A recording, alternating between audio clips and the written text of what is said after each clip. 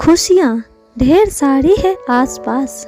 सुबह सुबह पापा इतना लेक्चर नहीं, बस हो गया। रोज़ सुबह एक तो आपकी वो मोटिवेशनल मैसेज पढ़ो, फिर फ़ोन पर इतनी बातें। प्लीज़ पापा, वैसे भी मुझे अपनी कॉलेज के लिए देर हो रही है। रात को बातें करता हूँ। ओके पापा, बाय।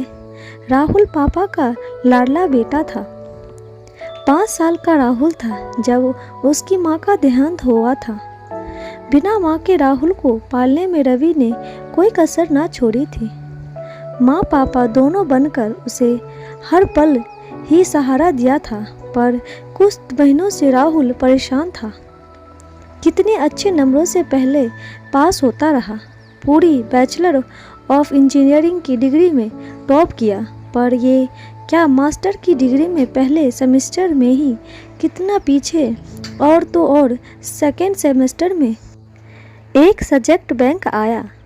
अब क्या मुंह दिखाएगा पापा को। बहुत निराश था, अंदर ही अंदर टूट सा गया था। मन में हर वक्त ख्याल आता कि अब जीना बेकार है। कितने वादे किए थे उसने पापा से, आपकी मेहनत बेकार ना जाएगी, आपका नाम रोशन करेगा आपका बेटा। माँ को भी कितना नाज होगा ना आप पर। आप क्या करें, कैसे पढ़ें, क्यों नहीं पढ़ पा रहा हूँ। अब क्या खाक पापा का नाम रोशन करेगा। 3 दिन से कॉलेज भी नहीं गया था। हर पल बस खुद को ही कोस रहा था।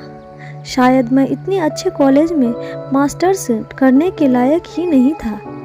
मुझे तो अब बस मर जाना चाहिए। आज आखिर राहुल हॉस्टल से निकला और झील तक गया। एक खत पापा के नाम लिख छोड़ा। बस अब झील में कूदने ही वाला था। सामने से लड़की की आवाज़ आई, सुनिए, आप कूदने वाले हैं? हाँ। बौखलाया सा राहुल झुझलाकर बोला, नहीं, खुशियों की तलाश में झील में डूबना चाहता हूँ। अच्छा करना है क्या मतलब है क्या आपका? आप करो जो आपको, यही कि आप तो कूदने वाले थे झील में, शायद कूद जाओ, पर इस जगह पर पानी बहुत कम है, इसलिए आप डूबोगे नहीं। कैसी हैं आप? कोई मरने जा रहा है और आप उसे बचाने की बजाय और तरकीब बता रही हो डूबने की। पर आपने ही तो कहा कि था खुशियों की तलाश में झील में कूदने जा रहा है। वैसे आपको लगता होगा मर जाने से आपको खुशियाँ मिलेगी। क्यों? खैर, ये आपकी सोच है, पर आपने मुझे टोका क्यों? आपको देखकर लग गया था कि आप झील में शहर से इतनी दूर तैरने नहीं आए हैं, इसीलिए टोका। चलो, इतनी बातों में आपका डूबना तो रह ही गया है। देखो, मैंने आपको बचा लिया। मेरा नाम ज्योति है। कहते हैं जब कोई भी बहुत दुखी हो, आत्महत्या करने वाला हो, उस क्षण बस 2 मिनट भी यदि किसी से बात कर ले तो शायद वो अपना इरादा बदल ले। क्योंकि सही कहा ना मैंने। पल भर को राहुल ने सोचा, सच ही तो कह रही है। आखिर राहुल रुक गया, कूद नहीं पाया। सच कह रही हो। आज मैं बस अपना जीवन खत्म ही कर देता अगर तुम ना आती। कैसे नहीं, मैं अक्सर यहाँ आती जाती रहती हूँ। आज से 2 साल पहले इसी झील में मेरे भाई ने सुसाइड कर लिया था। हम सब कितने खुश थे कि भैया को कितने अच्छे कॉलेज में एडमिशन हुआ था। वो भी बहुत खुश थे। 3-4 महीने तक ठीक थे, फिर कुछ उदास से रहने लगे। फ़ोन भी कम आने लगे। माँ कहीं टेंशन लेती तो पापा कहते पढ़ाई का प्रेशर होगा। डोंट वरी अबाउट हिम, फालतू मत सोचो करो। और थोड़ी देर ज्योति चुप रही। फिर क्या हुआ? फिर क्या? एक रात उसके हॉस्टल में खबर आई कि प्रतीक ने सुसाइड कर लिया। पूरे घर सदमे में, कुछ समझ में नहीं आया। मैं और पापा तो संभल गए, पर माँ 6 महीने बाद वो भी चल बसी। बस इस एक सुसाइड ने हमारी ज़िंदगी बदल दी। सारा घर बिखर गया है। हैप्पी फैमिली कहा जाता था।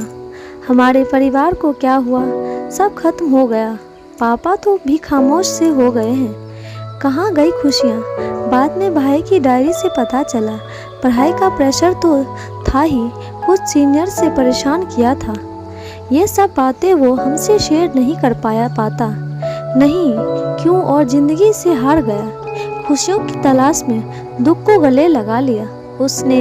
उसके एक गलत कदम से पूरा हंसता खेलता एक ख़त्म हो गया परिवार। फिर मैंने बहुत रिसर्च किया, मोटिवेशनल स्पीच सुना, लोगों से मिली जो काउंसलिंग का काम करते थे।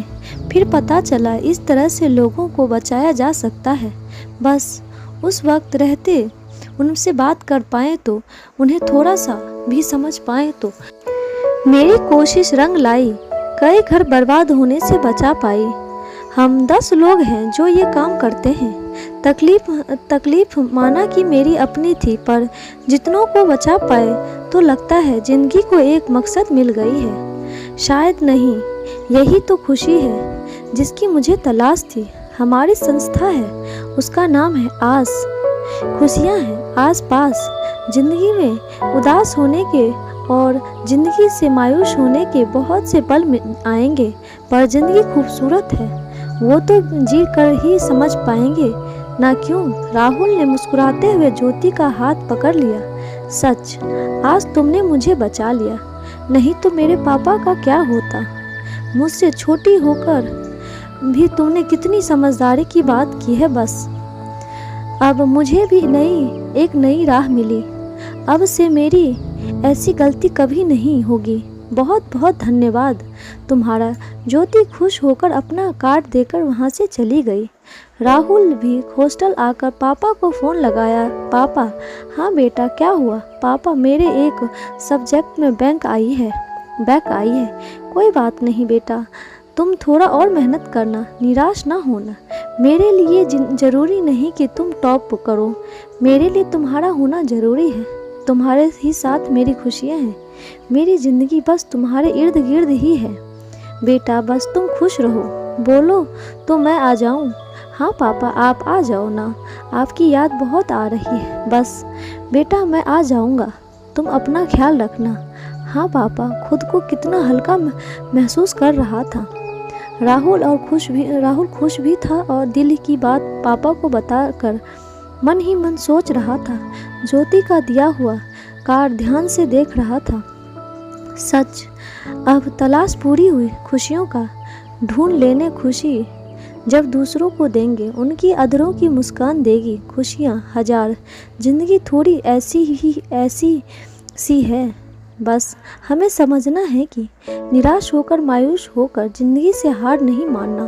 कठिनाइयों से जूझ कर जो पार होते हैं सही मायनों में ज़िंदगी को बस वही जीते हैं।